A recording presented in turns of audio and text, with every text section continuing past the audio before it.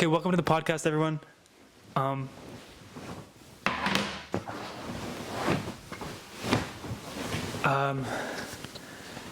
New podcast. New podcast. Here we go. Mike 5000 podcast. We still have to come up with a name, or maybe not. Fuck a name. Podcast today is a pilot episode. It's the first episode. It's like a virgin episode. No. Maybe not. It's called pilot. Pilot works. And we haven't decided what we're going to talk about yet. I'm going to write some ideas down. So Shane wants to talk about the idea, the state of the world. Oh, this is Shane Issler. So let's start from the beginning. How'd you get your start? My start. How'd you get your start? How'd I get my start? How'd you get your start?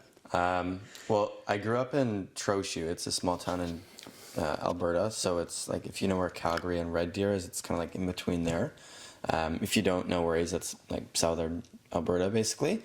So I grew up in a small town, and I was born at a very young age. And so I moved to school in Calgary. I studied massage. Ooh, that's crisp. That was crisp. I moved to Calgary to go to school, and I guess that would have been 2018. And I moved out at 17. I was born in November, so when I went to school, I was still underage. So that was weird, but... Yeah, what made you move out at 17? I just didn't really want to stay in my hometown. So it was... Yeah, I loved Trochu, but it was just... I knew that staying there would have been very... Like, I had a ceiling in my town of what I was going to do, and I just knew, like, if I could get out, that just my potential was a lot more. And I had wanted to go to chiropractor school, and then it ended up being a little bit too much. So I secured things before I even ever really made a decision. I basically applied for school at Mount Royal, and then I got it. But before this, you already wanted to get out of your town. You felt like you were limited in your small town. Like, Yeah. at what point did you feel like your town wasn't enough for you, or did you realize that your town was too small? I think I realized it quite young, and the reason why is I swam competitively. So what happened is, when I was in my small town, like, I had this swim club, and it was great. It was like the neons. We had this little fish logo. It was great. But what happened is I ended up advancing beyond the level of the club, and my coach said, "Hey, I think if you want to continue swimming, you should find a coach more advanced than me." So I was, looking back now, really grateful that she had done that. Shout out Cecilia. So I went to Olds, Alberta is like 45 minutes from my house. So it was obviously a conversation I had with my family, but I started swimming for Olds. It was a little bit more money, a little bit further. And then already getting outside of Trochu, getting to see other people, be around other people, I already realized, not being exposed to the environment of my hometown, I was becoming a different version of myself than I would have been. Like, you're some of the people that you hang around, right? So most of the people that I hung around at the time was my girlfriend, my best friend Brandon, and my siblings and parents, right? So, like, those were like my people. So I was very like those people, but because I was swimming in a way so often as an athlete, I just started to become a different person, and I liked that version of me a lot more than kind of the me from before. So it all came from swimming. Swimming was huge for you. Yeah, and I started swimming because I was fat, actually, so that was cool. But yeah, my friend kind of got me into it. But yeah, and then transitioned, and basically you see the grass that's greener on the other side. And How did you like being fat?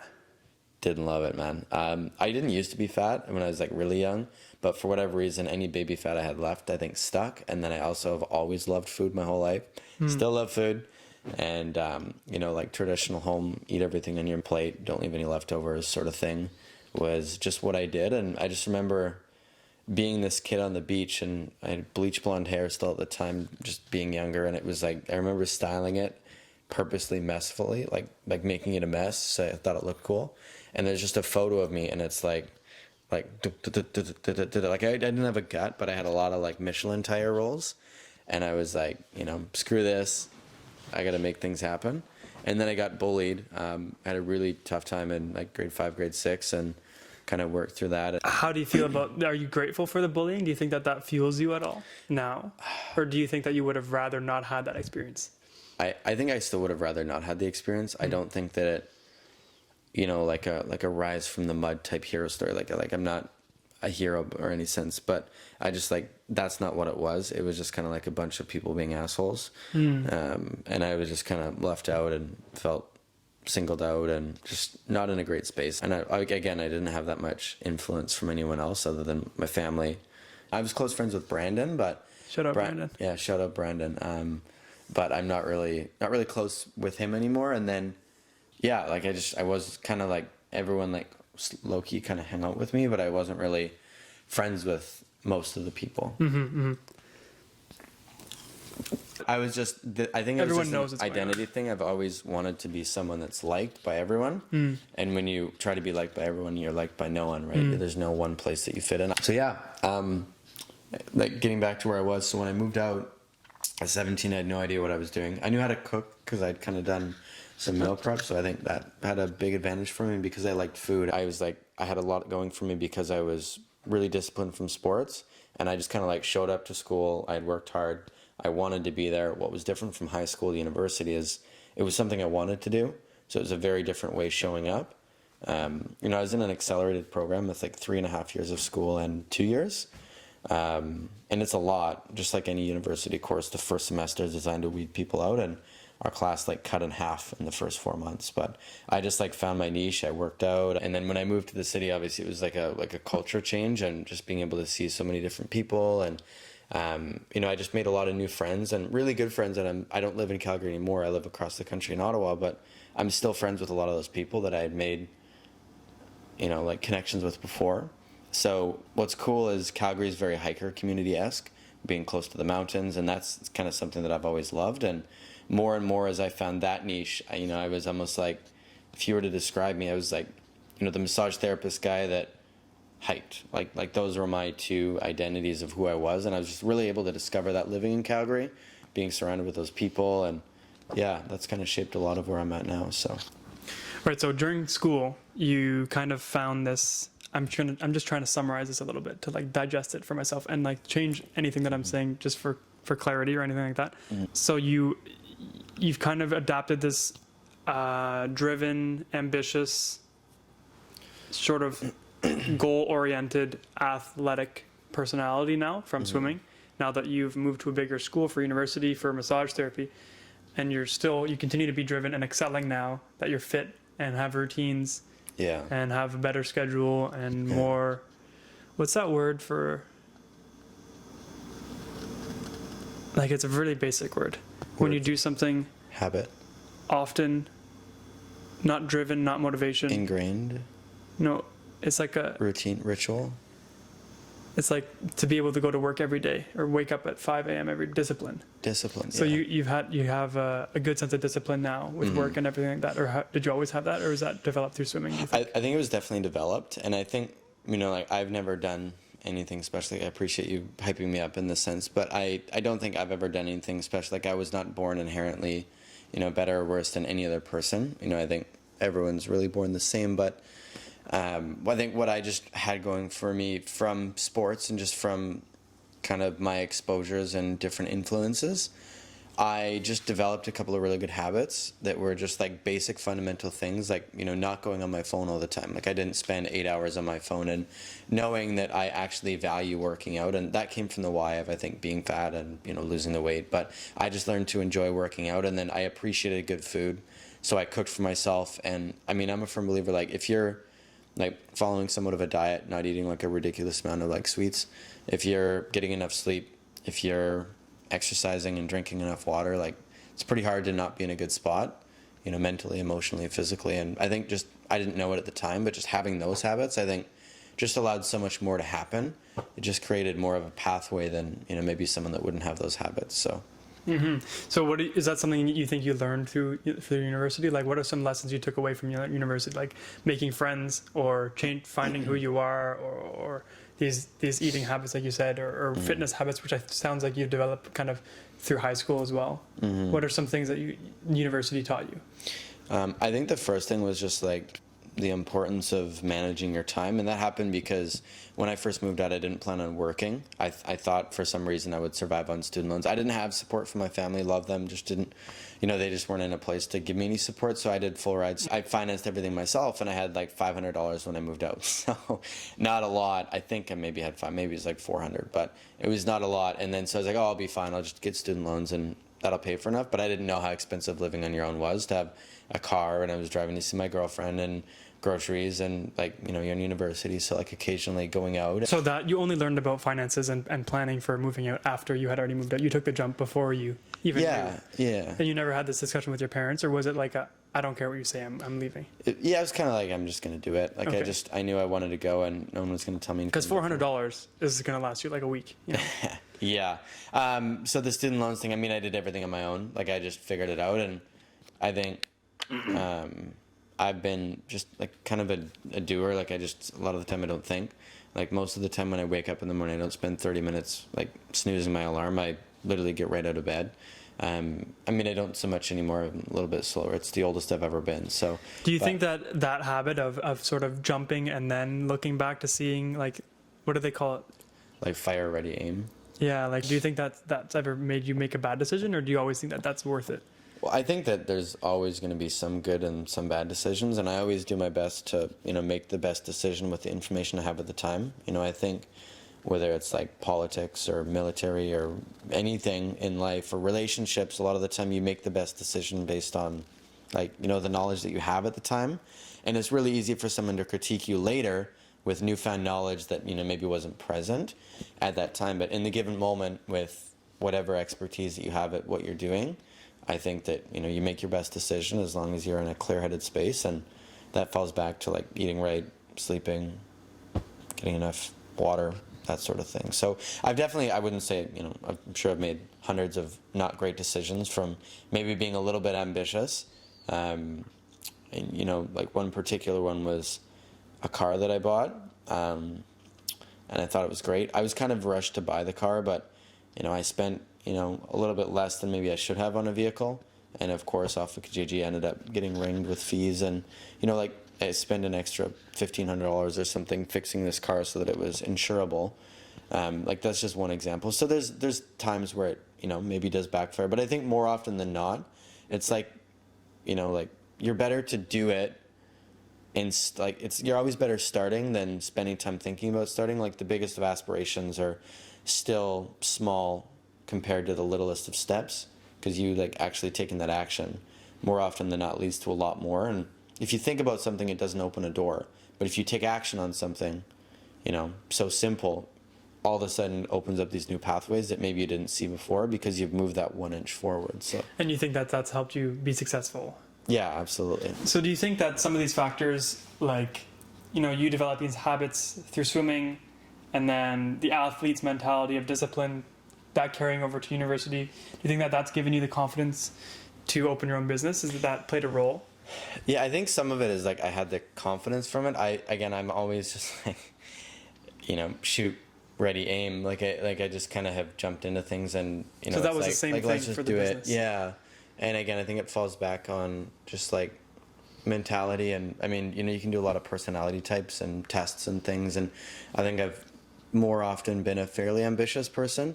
Of like, I'm gonna do it and it's gonna work itself out. Like I have started journaling in the last couple months, and I've done it on and off for the last couple of years, but more seriously, and something I came up with this year is like a mantra, I guess, is like, it's either a good time or a good story.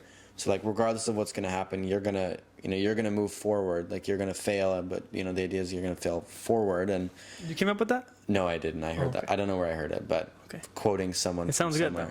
Yeah, like, you're going to fail for. I think our company did something about it, and they said it's either a good time or a good story. Oh, that I came up with. Oh, that's good. Yeah, right? Because, like, you think about it, at the end of the day, like unless you literally die, I know that's a little morbid, but which low-key would be a good story as well. You're not laughing that much anymore, but everyone else would be like, okay, that's a pretty good story. Yeah, and on a side note, like, not in a morbid way, I think sometimes that any person will think about that specifically, and what really gives me a lot of energy in a sense is like, if I wasn't here, I really feel like my presence would be missed. And I think that there's a lot of people that would mourn from that. And that makes me feel good too, just knowing that I have people that care about me and people that I influence. And like, I think that's just like cool to have as a thought. And, I think if you're ever in a place where you don't feel that way, that's, like, you got to make a change, because there's always right. So people. do you think that is up to you to decide that? I mean, extremities aside, obviously, do you think that is up to you to decide my support system is here, or maybe if it's not, then you should work on it, or you should be more appreciative for the people that you have in your life rather than externally that being at the mercy of other people? Yeah. I think that is your own decision to make, whether your support system is there, and if it's not, it's up to you to find one. I think if you're always looking for something better and you're always like, who's the next person, you're never going to really settle into something. It's like a relationship, right? Like if you don't take your time and you just dive into it 110%, like, it's great for that honeymoon stage, but it's much shorter because you just do so much of it at once. And then it's good for the time being, but maybe it's really not what you wanted, and you're more based on emotion than actual facts and true feelings. Similar to this sense of like, and I'm kind of ranting on a little bit, but... Yeah, this is nothing at all what I asked. No, I'm kind of going back a little bit, but you're going to have to rephrase the question for me if I'm being honest. Okay, so I wish I could rewind the podcast to hear what you were saying. You were saying something about your support system was there. Yeah. But what were you talking in that sense about? So with your support system, I think that so this is where I was trying to go. If you've got people, like, love on your people, there's an exercise you can do, and I learned this from a coach, and you draw a circle on a page and you just use initials and you write down the 8 most important, closest people to you.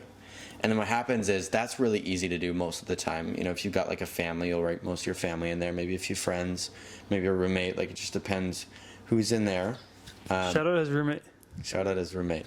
I did this exercise literally like 2 weeks ago, and you were in the circle, which is cool. Shout out the roommate. Shout out the roommate. But then you do another circle, and then you put the next top 16 people. And it's hard to do the 8 because you're like, there's so many good people, right? But then you could look at the 16, and now you're struggling like, who am I actually close enough to put in this circle? And then you can go one step further, and then you put another 16 on the outside circle.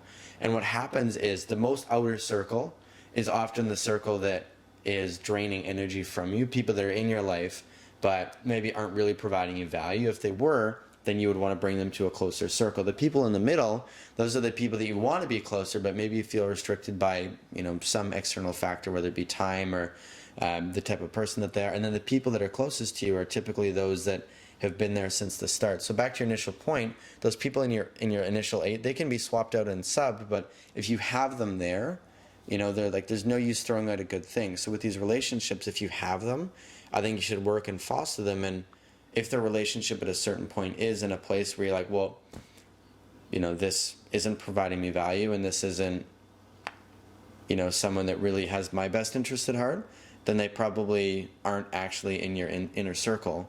And that's when you can pull people from that middle circle and almost like substitute out those types of people. So I know this is a drawn out answer to what you're saying, but Yeah, I don't remember exactly what I was saying, but that's a good piece of advice. Do you think that journaling has helped you design your life in this way of like taking a step back and then really kind of like looking at your life strategically and saying, okay, well, these people are in my life. These are the people that I don't want to be in my life. This is what I can see is happening in my life. Like, do you think that is something that journaling helps you with? Yeah, journaling is one thing. It's only one piece of the puzzle, though. But it's the same aspect of like kind of writing things about your life down.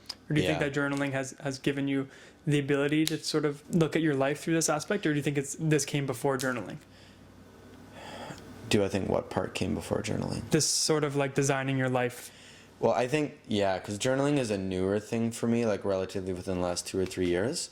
I would say that it's definitely something that's been a catalyst for it. It's one of the pieces of the puzzle, and it's a rather big piece of the puzzle. But I think, the most important thing is always the people you're surrounded by, like your top 5 closest people. And then it's like, well, what are you listening to? What are you reading? And then, I pay for and invest in a coach. So I've worked with a coach for a while now. And that's athlete's mindset. That's something. Can never not have a coach.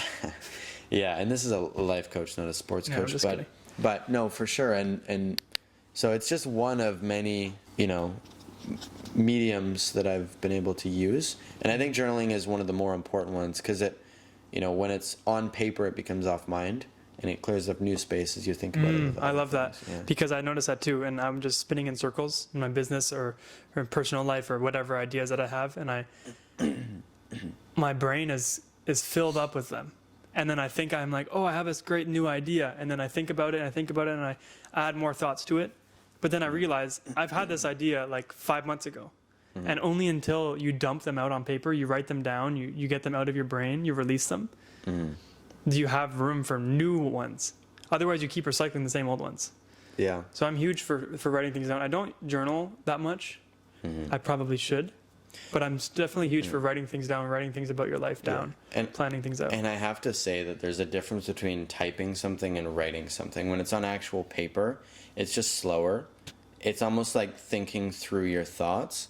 I don't know what the number is, but, someone thinks, 100 thoughts a second or something crazy like that. But when you think about that, if you can put that in slow motion, it gives yourself time to actually comprehend and process some of these things. So as you write it down, it's almost like,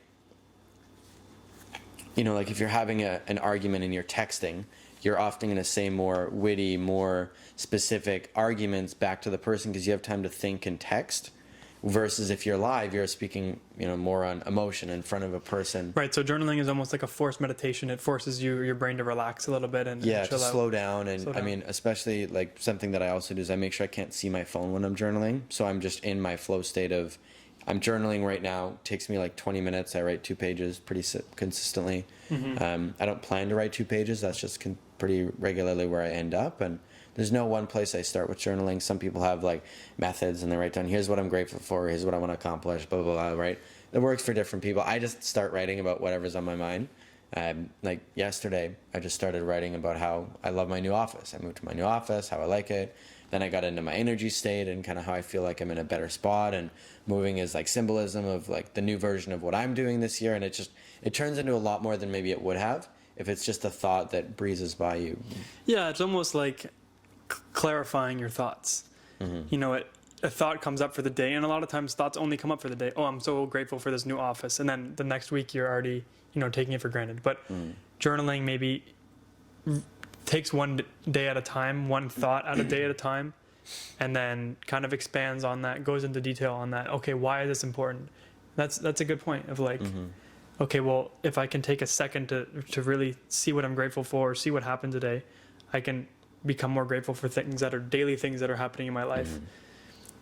That's a good point. What are some things that you've taken from being an athlete growing up into your life now?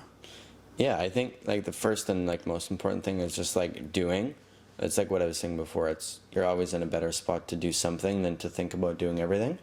I think just like the work ethic and then just embracing like the struggle. So hold on, you're saying do one thing instead of trying everything? Is that? No, I'm saying like instead of, it's like what I said before, like the smallest of steps is greater than the biggest of aspirations. Doesn't matter how much you want to do. There's too much wisdom for me. I don't know what you're saying. So let's just say the smallest of steps. Let's just say you want to. So action is better than theory. Yeah. Okay. So let's just say, like applicable. You want to start exercising, right? Instead applicable. Excuse me. Is that? No, I'm just kidding. Did I say applicable? No, are you shooting shots at me for not exercising? No. No. So just take exercise as an example, right? And James, this comes from James Clear too in Atomic Habits, but like you can think about every workout plan and the exact distinct, like I'm going to do this day, I'm going to work out 4 times a week, here's my meal plan for the next month so I don't have to think about it. And you can spend 5 weeks planning this, or you can just go to the fucking gym or go for a walk or do 5 push-ups, like doing something, posting no zeros. So that's is way better. That's what a small step is like going for a walk. Yeah. You want to start exercising and working out. You don't need to go get the gym membership and do this. You can just go for a walk. And I think you do at some point, but like you don't have to do that, right? You don't. I think. But to begin, you don't have to do this massive step. You can just take 5 steps. That's a good point. Yeah, if we use like a fraction of the time we spend thinking about the things we want to do, we could accomplish so much more. I think so.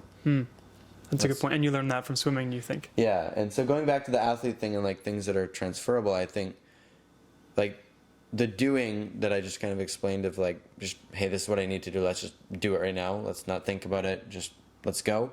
Like that's been really helpful. And then I learned just going through sport, like when it burns, when it hurts, like in sports, they teach you that when you feel like you're at your max, that's like 40%. You've still got 60% left to give.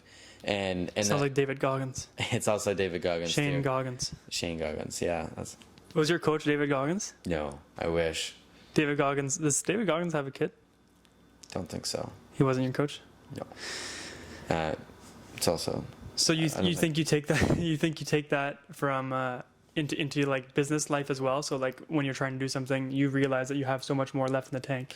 Yeah. Because you work long days. Like it is currently 11:38 p.m. So we just wanted to bang this podcast out quickly. As like, I think I told Shane, let's do a podcast. Or I said we should do a podcast with this guy, and then he said let's do the first episode right now. And I said all right, bet. Yeah. So Shane got back at what, like 9:30. Yeah, 9:30. So what time? And you were there. You were gone before I woke up this morning. So you were gone before 8. What time were you? Yeah. So I woke up at like 5:40 and then I went 5:40. to the gym, and then He's flexing for the podcast, by the way, everyone. well, I don't do that every day, but it's like this is a busy season for me, so I just wake up early and there's free parking when it's early, so it's a little extra motivation. But so how long were you at the office for?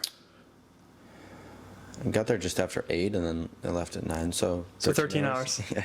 But I mean, like I took a walk, like I went and got a haircut, like I wasn't working cut. the whole time, but yeah. Put a 1 in the chat if you think it's a fresh cut. It's called a low fade. Yeah, low fade. Shout out Karen. Shout out Karen. Yeah, so do you think that you've taken that, being able to give 13-hour days at work because you've trained yourself to know that there's more left in the tank? Yeah, that's definitely part of it. And it's just, I mean, because I've always had that mentality, I've built the capacity around being able to do that. Like, if I were to work this schedule that I'm at now from the version of me 2 years ago, I don't think I could do it, right? But I've built up that capacity. That capacity is like a muscle, right? Like, it's going to get stronger as you work it and as you do more. Is it easy for you to do 13-hour days, or is there a point in the day that you realize this is the point where I'm tired and I know I have to push through and I have 4 more hours or something crazy like that? Yeah. Or is it easy? Yeah. And I mean, part of it is I love what I do. So like, I'm never like, oh, I can't wait to go home in 4 hours. Oh my goodness, there's only 3 hours, 2 hours and 55 minutes, 2 hours. I'm not like that mentality. So liking what I do is important. And then energy management. And then it goes back to like, if I'm exercising, drinking enough water, I eat good food that day and I slept enough, like there isn't really a point where I'm getting that tired or burned out. Like there's a point where my energy will dip, but then I'm aware of that, and then like I'll change my state. That's when you chug the 5-hour energy. Yeah. I see those in the 5-hour energy. No. Bubbly. Or bubbly, I'm not sure. Bubbly. But no, so then I'm just aware of my energy, and I'll get up and I'll go for a walk, or I'll work in a different space that's not my office and more of like the common area, or if it's nice out, go work on a patio in the sun. This is all throughout one day. You do all these switches. Yeah, like it's 13 hours. I'm not sitting at my desk for 13 hours. It sounds like 127 hours. It's like your day of hell. 13 hours. Oh, I have to do this. Then I have to go get a haircut. I'm just kidding. It sounds nice. So you found a way to like kind of make it go by quicker by changing your scenery. Yeah. Doing quick things throughout the day, going for walks, changing these things. Yeah. And my job itself too is not the same repetitious thing. If you work at, like a typical retail store, I mean, you fold clothes, you take cash. I hear those interviews going on all the time. I could probably do your interview script now. Yeah. That's pretty repetitive. Always recruiting, right? High turnover rate in sales. But, you work a retail job, you figure out what you need to do, and you do the same thing over and over and over again. So after 8-hour days, your third year on the job, you're like, holy shit, I get it. Like, I know how to fold a pair of damn pants. It's not fulfilling. It's not exciting. But what I do is like, there's so many different things because I'm running my business. I'm not an employee. I'm a business owner. I'm a businessman. I'm a businessman, a big businessman. I'm not a businessman. I'm a businessman. Man. But because of that, I'm like, I'm doing all these different things in my business. Like I wear a lot of hats, and I'm learning to delegate and do less. Not today, though. You got the fresh cut underneath. No hats today. No hats today. Tarps off, hats off, all the good stuff. Yeah. So do you find that when you're done, when you leave, like were you planning to be at the office for 13 hours a day, or do you only leave when you're done? No, I plan at what point, what if you don't finish the work that is due today? I'm wondering about your kind of work mentality. So if you have this scheduled for this time to this time, and then after that you have a next task scheduled, but you don't finish the first one, it's 4:00, you haven't finished your calls or whatever. Yeah. Do you skip that, move on to the next task, or do you go into the next task finishing the one before? Yeah, I think within moderation, it depends on like the importance of the task. I'm a very big protector of my time because I do so many things. I just, I can only afford to do so much of one task. And just like anyone, I can digress and get into different areas and lose track of time and do my things. But I think I've done a fairly good job at, protecting my time. So if I only have this a lot of time to do something, more often than not, the way that I structure my day is I'm done task X. This is the time that I have to start this, which often involves another person, whether it's a call or a meeting or an interview. Or so it's like I'm not given an option. And then what's cool about that is... So it forces you to finish it. Not only does it force you to go to the next task, you are actually done the task. And if it's, as an example, an update, a program, a thing that I know I need to finish by a deadline, a message that I'm giving at a conference or an event, I will stay after and I'll do it. But that's not very often because, again, typically the way I set up my day is that, it's almost non-negotiable, right? Like this is happening at this time and then I'm budgeting this amount of time for it. Now this next call is here. And if I don't finish this task, well, this next person is counting on me at being at this event. And especially because it's another person, it's not just another task I'm doing. I don't really have an option on whether or not I move on. So even if I'm not done, under that odd circumstance that I'm not, I can do it later. But I would say more often than not, because of that, I have the urgency of completing the task, I would say. What's your task manager? Notion? Notion and then Passion Planner. Shout out Passion Planner. Yeah, Passion Planner is like, I have a award in my book that's like, find this book and I lost it and I'll give you $100. Like it's so... 100 beans? 100 beans, yeah. 100. What if I steal it from you and give it back to you? Do I get 100 beans? Why not? And like that thing That is sounds like passive income, baby. My life is just in that Passion Planner. Like every important event, birthdays, events, scheduled things, it's all in there. And anytime I figure something out, it's like my brain on paper, right? Dump. Everything that needs to Dump. go in there. Yeah, not even a brain dump, but just like, I use different planners on Excel and printed sheets, but that's like my, this is like Shane's life. This is what's going on. And you'll see everything in there from, like whether it's like hanging out with friends or traveling or getting on a plane or work or like it's all in there. So.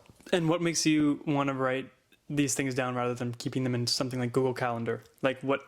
For me, I love to edit things, move things around. Oh, actually, I want to change this. I want to change the name of this. I want to move this to this day instead.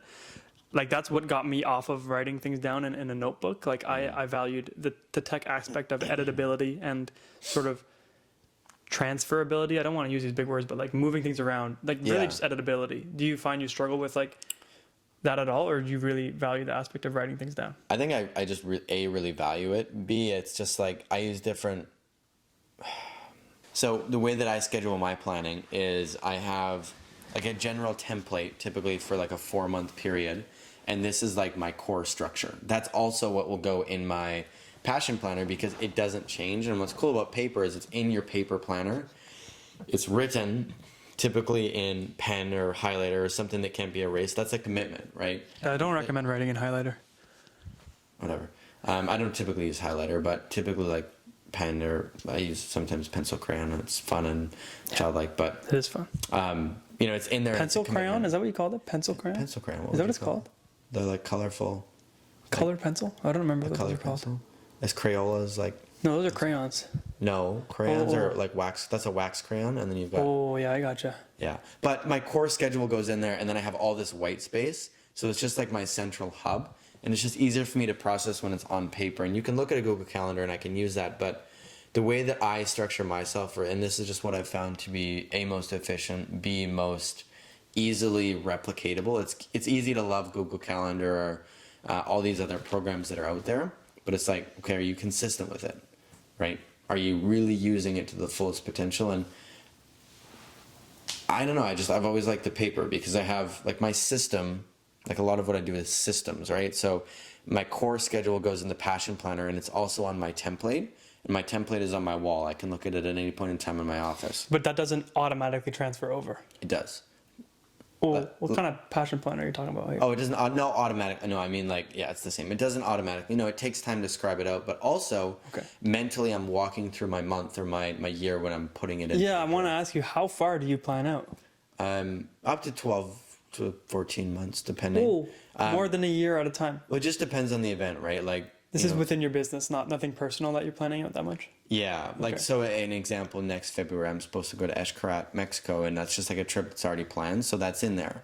Same thing with, like, I mean, small ideas for birthdays, right? And like things that are happening. I know when my mom's birthday is, my dad's birthday, and Right. That's something I really value too. Like you said, of getting these things out of your, what was the saying you said, for things out of your brain gives you room for things in your brain? yeah, it's like out of brain, on paper, off of mind or something. Okay, yeah. So like if I have a quick thought about, oh, this would be a good good birthday gift or a good idea for this person's birthday or something, that was just an example you said, but like small things that normally would come up, but then would kind of clog your brain, as in come up again in the future. I hate when I have repeating thoughts, when I'm like, oh, it's a new thought. It's a energy that your brain is using to create a new thought. But really, it's a thought you've already had. I hate that because it's a wasted new thought. Yeah. It's like, okay, so as soon as I write this down, or I put this on my calendar, or I put it in Notion, I love Notion, then one, it really becomes ingrained in my plans and in my brain, but also frees up space for the next one.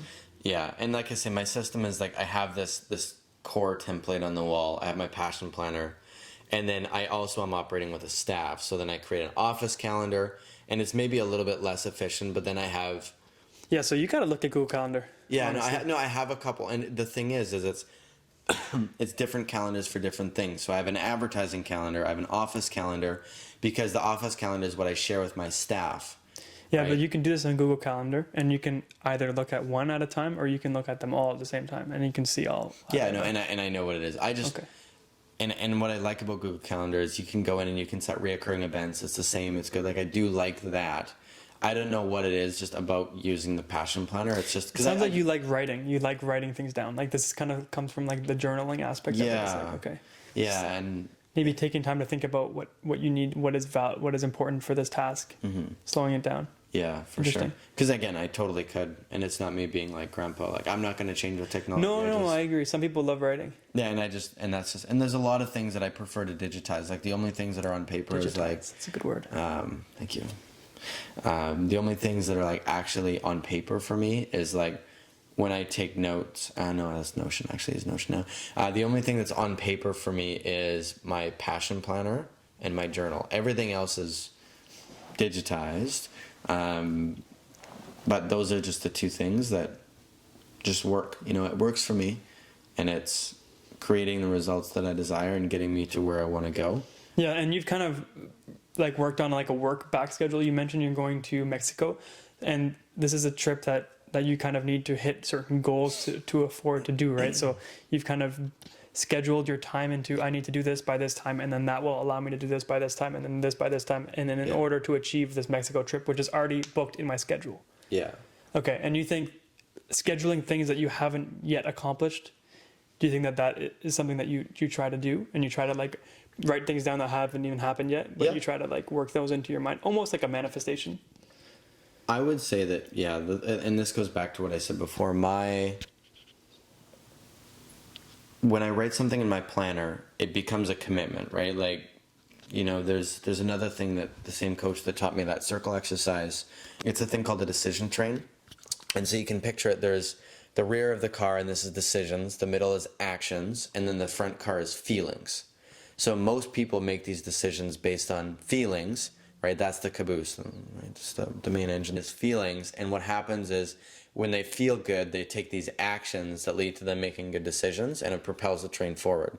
But the thing is, when you're all based on feelings, and this goes back to what I'm saying about the passion planner, if you don't feel good, you don't take the action. It's like in the morning when you wake up and you say, I'm tired. You identify with being tired. I don't have the energy to get up. I am taking the action of snoozing my alarm. And now this impacts the decision that you make to actually do that. Whereas the proper thing, and if you really want to have the success, is like the decision needs to be the caboose. And your decisions are your commitments. So for me, putting something in the planner, it becomes the decision, right? So the planner helps you make the decisions, take the emotion out of your decisions. It becomes just a commitment. Like it's like showing up, it's like my job is to show up and do this at this time. And you have the discipline to stick to these decisions. You kind of take the emotion out of it. There's no decision making.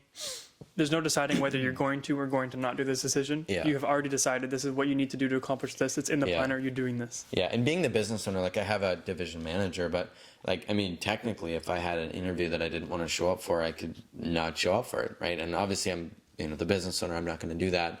But because of that, like my planner is almost like my boss, my thing that tells me what to do. So when I look at it and it says it's Wednesday at 3:35 p.m., I just finished my DM call 10 minutes ago. I know that I have an interview in 5 minutes. That's my decision. That's my commitment. Almost like a boss or a manager saying, do these papers. I don't have that. You have paper telling you to do that. The paper is like my manager. It's a flat boss. Yeah. So I'm because what's cool is going back to the decision train. I make the decision when I'm feeling good. It's like when the night before you say, all right, I'm going to get a good night's sleep. I'm going to work out in the morning. And that decision you make, you feel good in the time. So you feel like you can do the decision, but then it's the morning. It's 5 a.m. and you've woken up to go for a run in February and it's cold as hell, right? It's like motivation. David Goggins, back to him. He says motivation is bullshit, right? Because it's who's going to carry the boats? Who's going to carry the boats? I'm making the decision in my planner when I feel like I can actually do it, not in the moment where all my emotions are high. So if I was purely making my decisions based on emotions and feelings, like that decision train is set up, then, there's a lot of times where there's something I'm supposed to do and I could say, I don't want to do it. And I just don't do it. Right. And there's examples where of you could in your life where yeah. But you don't. I do sometimes. Oh, I'm not perfect. The truth right? comes out. The truth comes out. But the idea Shayla, you is hear when that? when it's in the schedule, it's like it becomes not just a decision but a commitment, and Written it's like in cotton. I don't know what pages are made out of. paper. Written in stone. Tree pulp, right? Oh yeah. Is it tree pulp? Yeah. Yeah, I think so. Yeah, but I don't know. It's like my decision. Like, yeah, my planner Lumber. is timber. So you just follow. You have the discipline to follow your planner, in which you plan and decide when you're in a good motivated mindset. Yeah, clear-headed more so. Interesting. Making decisions based on facts and actual things like that work back goal that you said. Okay, I want to be in Mexico. I want to qualify to go to Mexico to make enough money to do this. I need to do X, Y, Z. So now that I know I need to do X, Y, Z, the facts are based on these numbers. This is the exact plan is how I get there. So that's a decision that I make feeling good. So I might say I need to run 7 interviews a week for 6 weeks to hire the staff that I want to achieve this goal. But then it might be week 3 and you're like, I'm sick of running these stupid interviews. Well, that doesn't matter anymore because that's the plan and you made that decision long ago because that's what would get there. But if you were going based on feelings, then you might not run the interviews. You might stop after 3 weeks. And what happens is, and this is an atomic habits thing, if we don't have instant gratification or pain, it's a lot harder to form that habit, right? So you not running those interviews in this example, that day, that feeling, you say, oh, it's fine. I'll just run the interviews tomorrow. But then tomorrow you might not feel like it. And then the day after, maybe you get some motivation, you do, but you're depleting and you're making all these decisions based on feelings instead of facts because the pain is down the line when it's December 31st and it's the last day to qualify and you're nowhere near your goal. Now you feel like shit, but you didn't feel like shit in March when you're supposed to be running interviews. PG, please. It's delayed. PG, yeah. Like poop. Shiz. Like poop. Shiznit. Interesting. Do. Yeah. So those sound like very important business running. I don't even know what you call them. Tips. I don't know. Tips, but I meant like mantras. Yeah. Commitments. Mm-hmm. Yeah. My planner is everything. And I still think I'm only like tip of the iceberg with like what I'm going to be able to. Like at a certain point, like I can consider myself someone that I want to stay with this company for a long time. And if I'm going to keep doing the things that I want to do and live the lifestyle that I do, I need to learn to delegate and maybe work a little bit less, but my capacity still needs to be 10x what it is now. When I think about like starting a family and wanting to travel and wanting to do all these other things, like, as a dad, you can't just not feel like changing your kid's diaper. Like you gotta do that. It's right? written in the planner. It's written in the planner. Change Time to diaper. change it. So do you see yourself, like you have the ambition to see yourself growing in your business? Is this in this current role? Are you going to be growing, or do you have bigger aspirations outside of this business? Or how do the aspirations and let's take out of the, what was your plan? 12 to 14 months into the 5 to 7 year. Yeah, and I think like there's opportunities. We've been rebuilding like our Canadian branch of our Canadian region, I guess, within the corporation, that there is opportunity and things that I would love to move into. And I think that at a certain point, like this is a position where you can never just take that employee mindset of do enough to get by and not get fired. Like if you do that, your business goes down, right? Like you always have to be doing something, always have to be growing. If you're not growing, you're dying, right? If you're not moving forward, you're moving backwards. There's no stagnancy. You're very, in movement for like, how you're moving forward or backwards. And I'm saying the same thing in several different ways. Yeah, I don't know if stagnancy is a word either, but stagnancy. it sounds good. To be stagnant. But maybe it's a word. I mean, we've had this discussion a couple of times about other words. Stagnancy. What was the humble word? Humiliative. Humiliative. They sound good, but I don't know if they're Yeah. official or not. I like to sound cool, I guess. Maybe. I think we should probably like Urban Dictionary. Who creates this words anyways? Like why Yeah. If they're adding these slang words to the We'll hit Urban it. Dictionary that eventually make their way into Webster's dictionary, we should call up Webster ourselves and say, look, Webster, we got our own words. Webster, I have a proposal. We got humiliative and stagnancy. Yeah.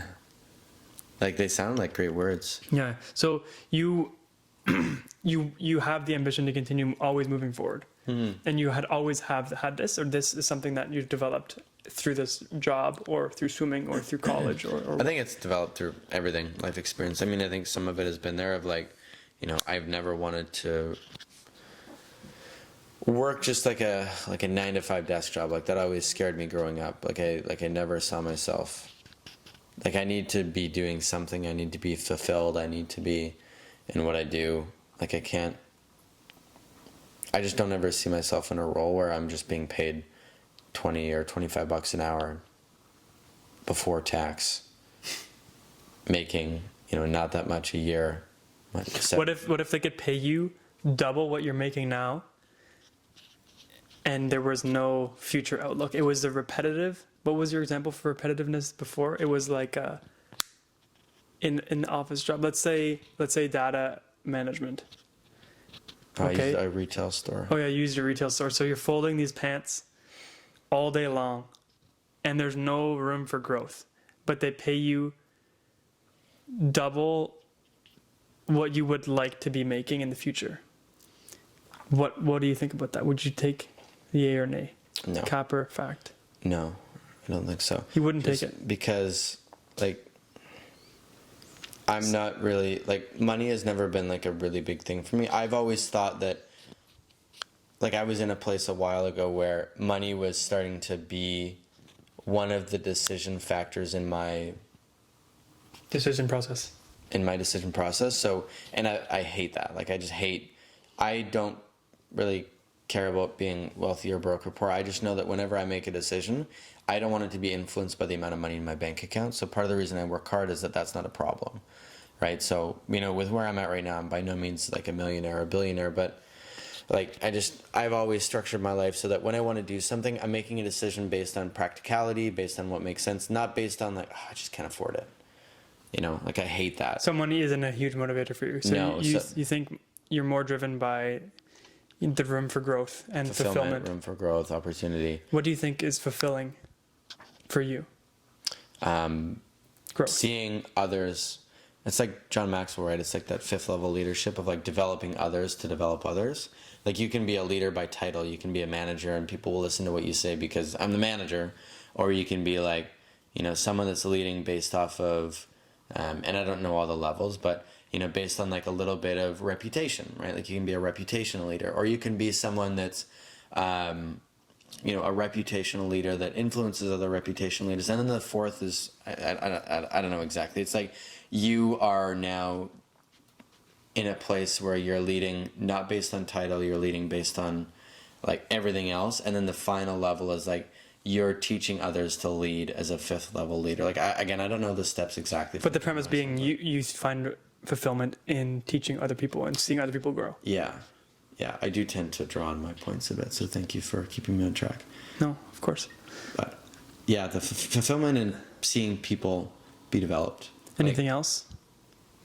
Anything personally, selfishly, that you see your own self fulfilling yourself? Growing? I think the biggest thing is people. What's cool about my business is like when you help enough people, like when you help people hit their goals, I hit mine. So like obviously I have my own goals, and it's like my goals are going to happen from the summation of everybody else's goal, right? So if I take my whole team, I'm like, okay, if each of these people on my team hits this goal and I summate that and put it together. Summate?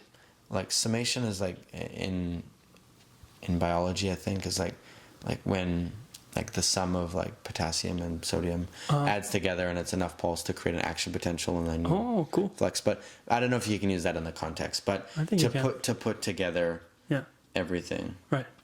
Anyways, all those goals, and then that does allow me to 5. accomplish things. And then the other fulfillment is like seeing progress in myself. I'm a very progress, like math, science type brain person.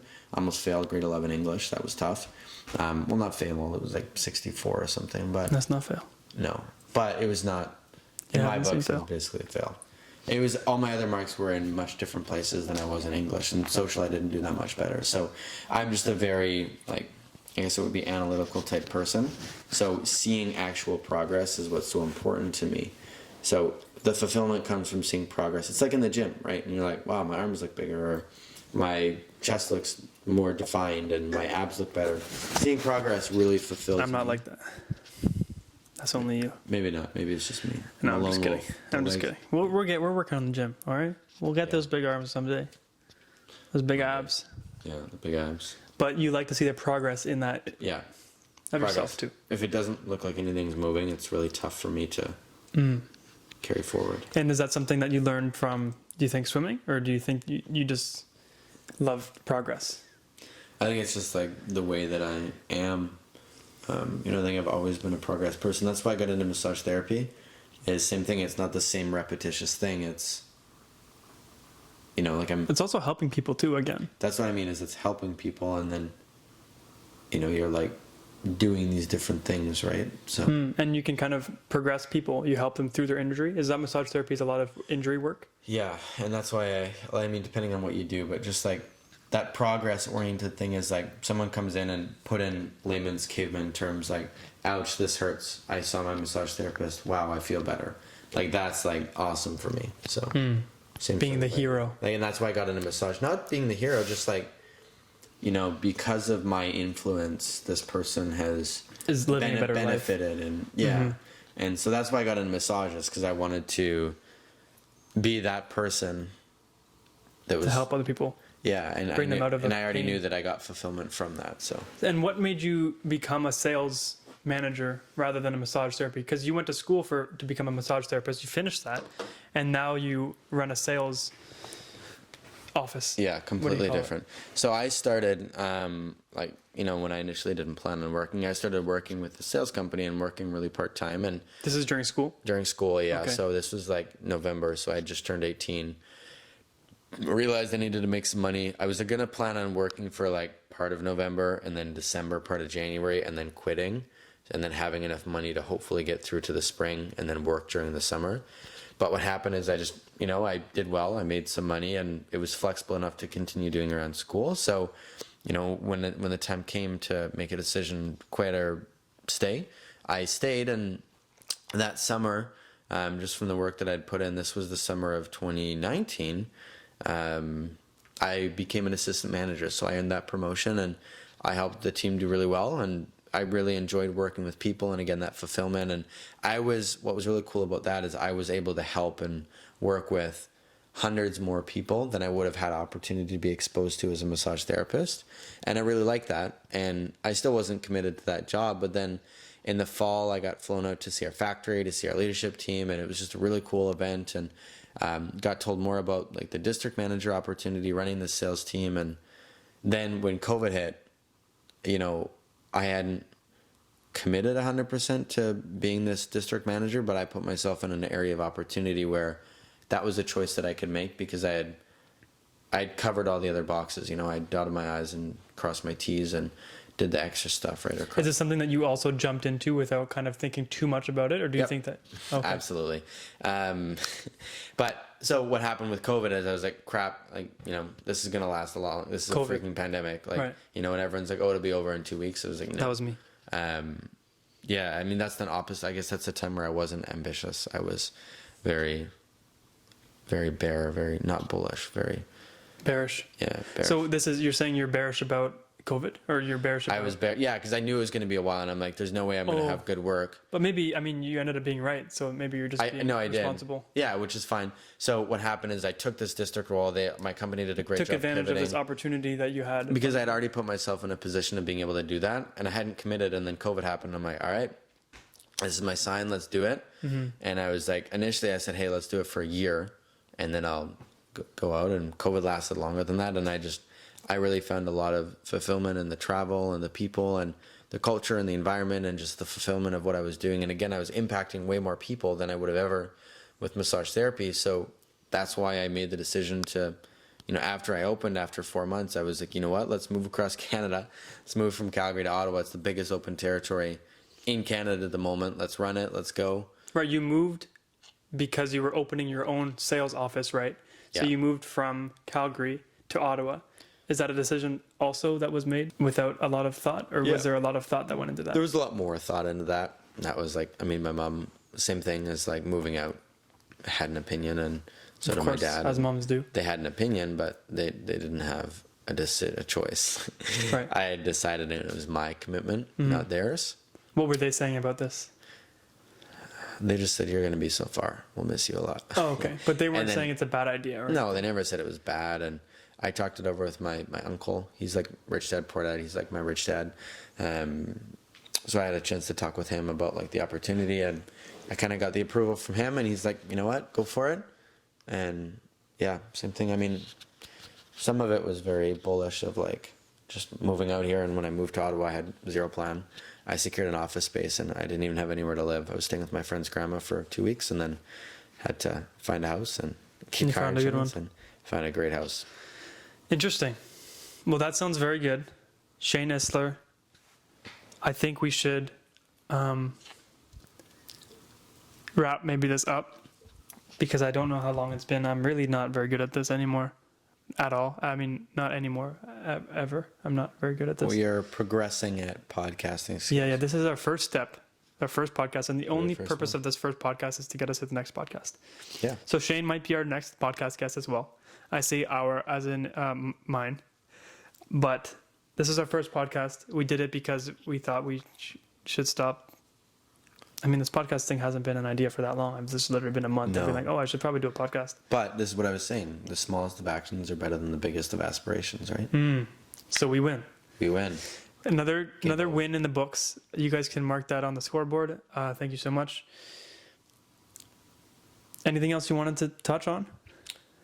Yeah, I mean, I would just say like the last thing that really comes to mind for me, if you know, whoever's listening or watching this, if they could pull something. Mark, Luke, Brian, Yeah. and Janet. J-Lo. What's up? J-Lo. What's Hi, up? J-Lo. David Goggins, James Clear. I'd like to thank my family for the Oscar award. I would just say, whoever you are, just like start with where you're at. And I don't know what value you will take from this. I know there was just a lot of random knowledge, but what's cool, and maybe there's something in my story that you can relate to. And if there's something, and maybe one bit of things one nugget that you took from this. People do say nugget. They do say it. They do say nugget. If there's one nugget that you could take from this whole conversation, start where you're at. Pick one thing that I said today, and again, there was nothing that I think is. There all was that so much profound. wisdom. It'll be hard for me to pick one. There was a lot. But pick something, start with that, and then just like I said, start, right? Like, you know, maybe you take away the journaling thing. You see, you want to start journaling. Well, Maybe you go for a walk if you want to start working out. Go for a walk, right?